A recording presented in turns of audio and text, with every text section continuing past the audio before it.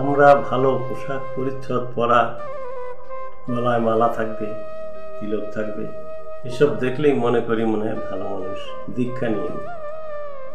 না, দীক্ষা এইভাবে নেওয়া যায় না। দীক্ষা গুরুদেবের কতগুলো দক্ষতা থাকা লাগে। কি কি দক্ষতা থাকতে হবে?